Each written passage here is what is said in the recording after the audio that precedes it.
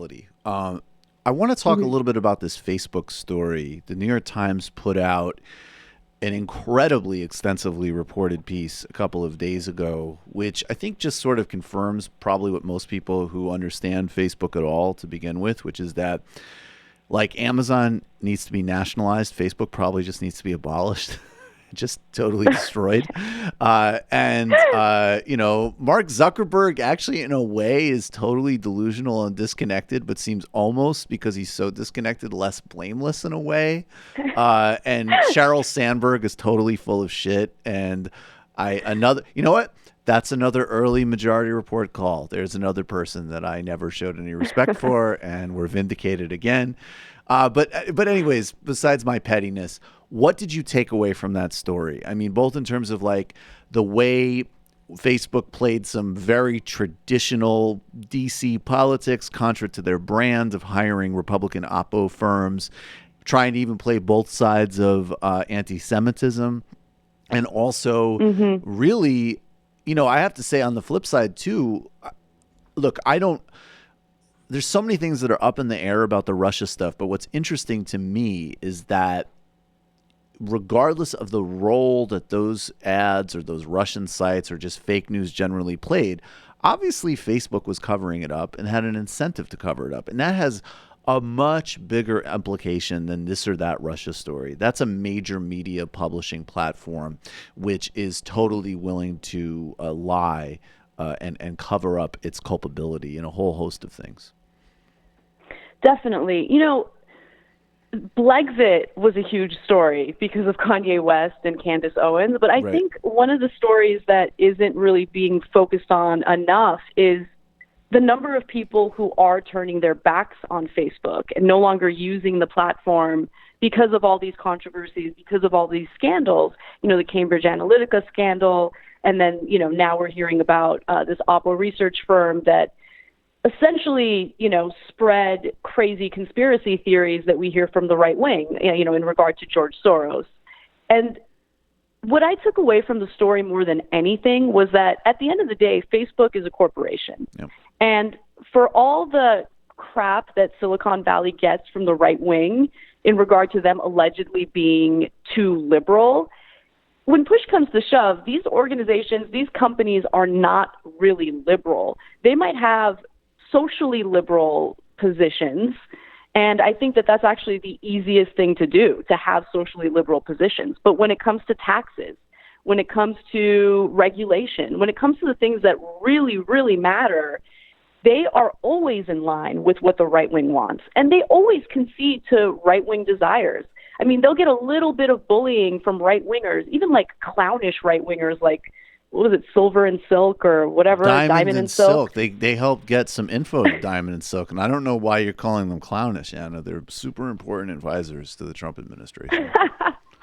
Oh, my God. Jim Acosta got his press credentials pulled like 15 minutes after they went on TV and said to get rid of him. So those are some hitters. It's amazing. It's amazing.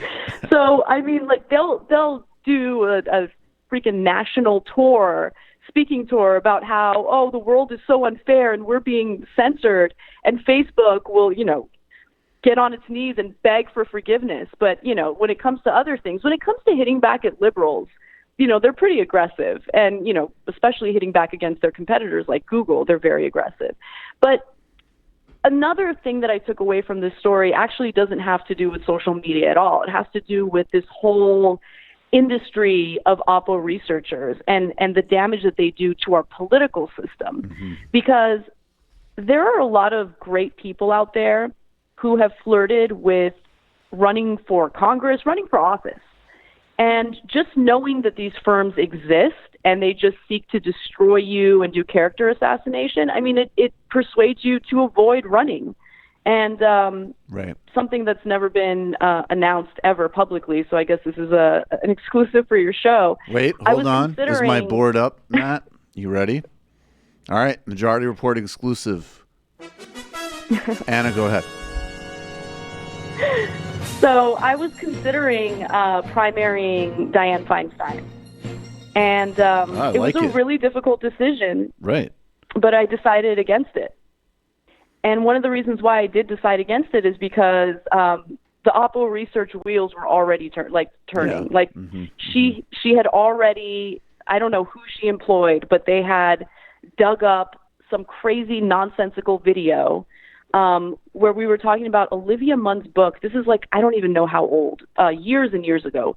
And in her book, she had made fun of, I'm forgetting the name of this producer or filmmaker. She made fun of his genitals. And so the only commentary I had about it was, that's classless. You shouldn't do that. Well, it turns out that the same person that she ridiculed in her book, years later, she came forward and said that this person had sexually harassed and sexually assaulted her. And so what they did was they found that video from years ago where we're not talking about sexual assault at all, and then they fed it to the press, to Mediaite, to be specific, right. and made it seem as though I was calling her classless for her sexual assault allegations, which I would never do in a million years. So anyway, the oppo research had already begun, and I'm fine with it being, geared toward me. But then I started thinking about family members. I had a conversation with multiple family members about, what do you think about this? And they just did not want me to run because they didn't want to be targeted. And it's just disgusting that these industries exist because it really does discourage people from getting involved in office, getting involved in public service. Yeah, it is disgusting. And this group Definer Strategies, which is the Republican firm that they hired, they cut their contract right around the time the piece was published, and a spokesperson for Facebook, might have even been Zuckerberg's, was like, oh, well, they did things that we don't want to be associated with. And I just think in general, I agree with your point. I mean, these industries are really disgusting, and they do have big sort of civic consequences, but people just need to let go of any fantasy about Silicon Valley being any different than any other part of the corporate sector and the negative, dangerous influence they have on public life. And frankly, Silicon Valley needs to let go of it too, because when you talk to Wall Street people, they're a lot less delusional about what they're up to than Silicon Valley people, in my experience. I mean, there's some, obviously there's exceptions to every rule, but you talk to most Wall Street guys, they're like, yeah, I'm trying to make a lot of money. And that's what I'm doing. In Silicon Valley, it's like, oh no, we're improving connectivity. Well, why and for what and how and what's the benefit? Oh, no, connectivity is great. I just want to add to this, and we'll do the petty part later, but I actually think this is important because what Pod Save America got locked up in this because they have a guy named Tim Miller on regularly, who is sort of like their hashtag resistance, like, I'm a Republican, but I don't like that Trump is overtly racist guy. And he was a part of the consulting firm that did this work for Facebook. And I just, Ashley Feinberg, basically, she has a piece in Huffington Post called What Did Pod Save America Expect? Don't put a professional Republican smearman on your podcast. And I mean, yeah. Like, I don't really have anything else to add to that. Like, again, I just keep using that word delusional. Like, what do you expect from these people? And just because they get that Trump, I mean, talk about low bar. I mean, these are still operatives. Yeah, absolutely. And look, the hosts on Pod Save America, were deeply tied with the Obama administration, and they're very comfy and cozy with the establishment. And I'm not saying that simply to insult them. It's just the truth. And so in that mind frame, working with other establishment people, even if they have a completely different political ideology, makes sense. I mean, it's the same thing we were talking about earlier, right? This notion of bipartisanship, this notion that the other side back in the day wasn't as bad as they are now. I mean, I remember watching a debate between George H.W. Bush and Ronald Reagan on the issue of immigration. It's on YouTube, and everyone should watch it because it's mind-blowing. And it sounds like two modern-day liberals debating immigration. It was amazing. Right. And so that provided even more evidence for me, indicating that the right wing has moved so far to the right. They're far gone. There is no working with them. And this is why when I go to events like Politicon, for instance, I have no interest in hanging out in the green room with a bunch of douchebag right-wingers that I despise. I don't want to be friendly with them. I don't want to smile at them. I don't want to have a nice conversation with them. They are, by definition, the enemy at this very moment, and we need to fight them. And so when I'm going there to debate someone, I'm in that mind frame, and we need fighters. We need people to fight against these dangerous ideologies, especially when it comes to people who claim, hey, I'm Republican, but I'm a never Trumper. I don't care, because you've been pushing for this movement for the country to go further to the right for decades. You know, you're part of the problem. You're part of what led to someone like Donald Trump having a chance.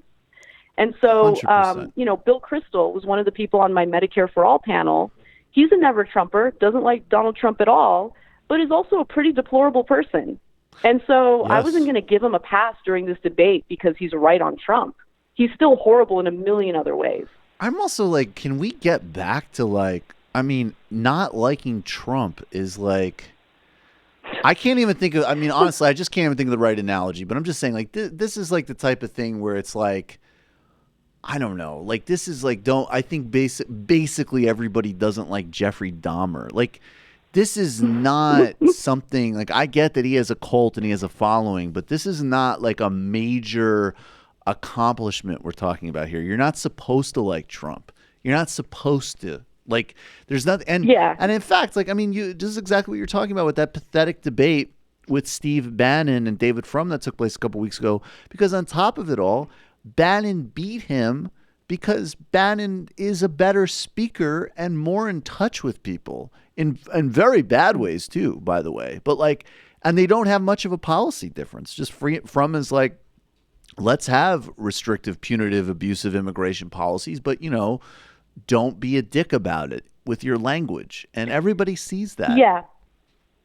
Yeah, I feel like the never Trump Republicans are people who actually agree with most of his policies. They just don't agree with the rhetoric. Yes. Because the one thing that Trump has done is he's been very transparent about what Republicans and the Republican Party have been about.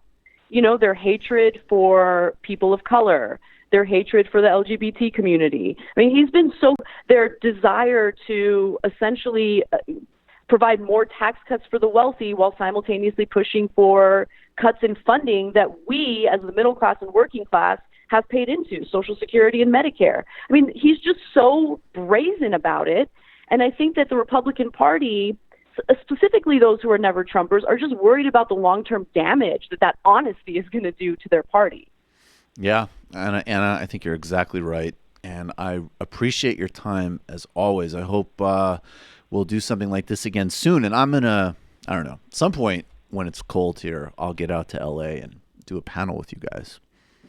Yeah, I would love that. Thank you for having me. I really appreciate it. Anna Kasparian, you can, of course, follow her on Twitter and everywhere else. We'll have links. She is an executive producer and host for the Young Turks Network. Anna, thank you so much. Thank you.